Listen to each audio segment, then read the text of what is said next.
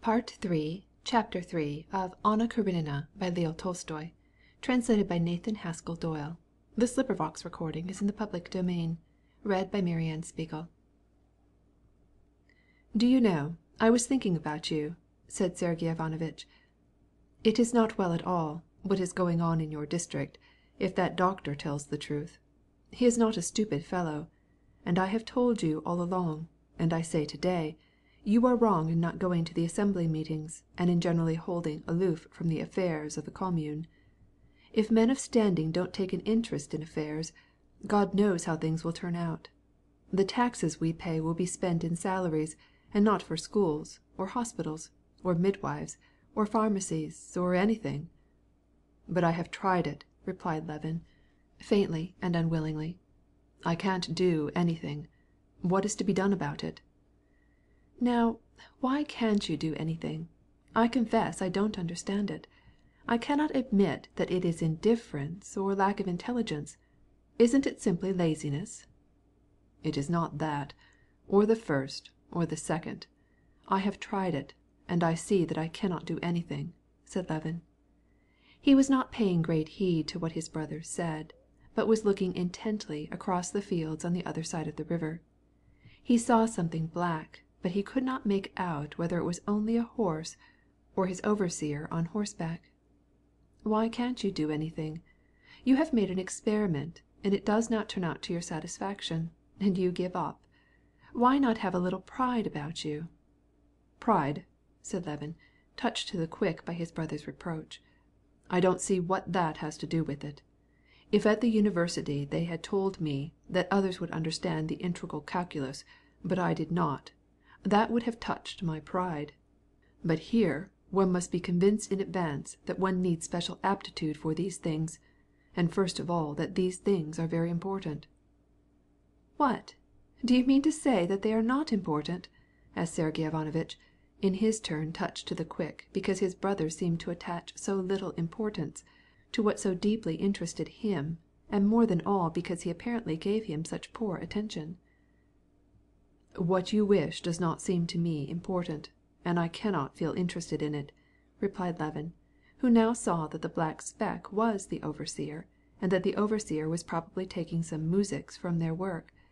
They had canted over their ploughs. "Can they have finished ploughing?" he asked himself. "Now, listen, nevertheless," said his brother, his handsome intellectual face growing a shade darker. "There are limits to everything. It is very fine to be an original and outspoken man, and to hate falsehood. All that I know. But the fact is, what you say has no sense at all, or has very bad sense. How can you think it unimportant that this people, which you love, as you assert—" "I never asserted any such thing," said Konstantin Levin to himself, "that this people should perish without aid. Coarse peasant women act as midwives, and the people remain in ignorance, and are at the mercy of every letter writer. But the means is given into your hands to remedy all this, and you don't assist them, because, in your eyes, it is not important." And Sergey Ivanovitch offered him the following dilemma. "Either you are not developed sufficiently to see all that you might do, or you do not care to give up your own comfort, or your vanity, I don't know which, in order to do this." Konstantin Levin felt that he must make a defense or be convicted of indifference for the public weal, and this was vexatious and offensive to him. "Ah, but there is still another thing," he said resolutely. "I do not see how it is possible." "What? Impossible to give medical aid if the funds were watched more closely?" "Impossible, it seems to me, in the 4,000 square versts of our district, with our floods, snowstorms, and busy seasons. I don't see the possibility of giving public medical aid. Besides, I don't much believe in medicine, anyway." "Well now, what nonsense! You are unjust. I could name you 1,000 cases. Well, but how about schools?" "Why schools?" "What do you say? Can you doubt the advantages of education? If it is good for you, then it is good for everyone." Konstantin Levin felt that he was morally pushed to the wall, and so he grew irritated, and involuntarily revealed the chief reason for his indifference to the communal affairs. "Maybe all this is a good thing," said he, "but why should I put myself out to have medical dispensaries located which I shall never make use of, or schools where I shall never send my children, and where the peasants won't want to send their children, and where I am not sure that it is wise to send them, anyway?" Sergey Ivanovitch for a moment was disconcerted by this unexpected way of looking at the matter, but he immediately developed a new plan of attack. He was silent, pulled in one of his lines and wound it up. Then with a smile he turned to his brother. "Now, excuse me. In the first place, the dispensary has proved necessary. Here, we ourselves have just sent for the communal doctor for Agafya Mihalovna." "Well, I still think her wrist was out of joint." "That remains to be proved. In the next place, the muzhik who can read is a better workman and more useful to you." "Oh, no," replied Konstantin Levin resolutely. "Ask any one you please. They will tell you that the educated muzhik is far worse as a laborer. He will not repair the roads, and when they build bridges he will only steal the planks." "Now, that is not the point," said Sergey, frowning because he did not like contradictions, and especially those that leaped from one subject to another, and kept bringing up new arguments without any apparent connection, so that it was impossible to know what to say in reply. "That is not the point. Excuse me, do you admit that education is a benefit to the peasantry?" "I do," said Levin, at haphazard, and instantly he saw that he had not said what he thought.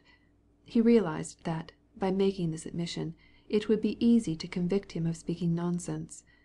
How it would be brought up against him he did not know, but he knew that he would surely be shown his logical inconsequence, and he awaited the demonstration. It came much sooner than he expected.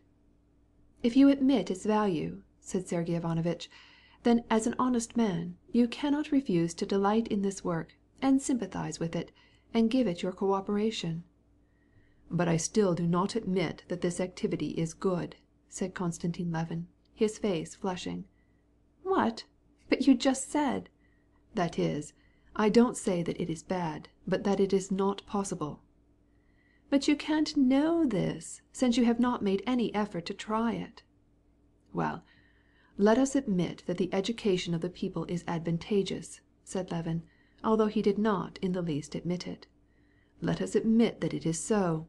Still, I don't see why I should bother myself with it." "Why not?"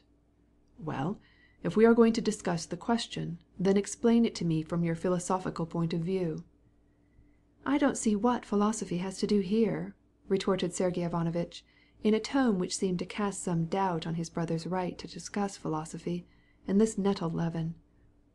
"This is why," he said warmly, "I think that the motive power in all our actions is forever personal happiness. Now, I see nothing in our provincial institutions that contributes to my well-being as a nobleman. The roads are not better, and cannot be made so. My horses carry me, even on bad roads. The doctor and the dispensary are no use to me. The justice of the peace does me no good. I never went to him, and never shall go to him.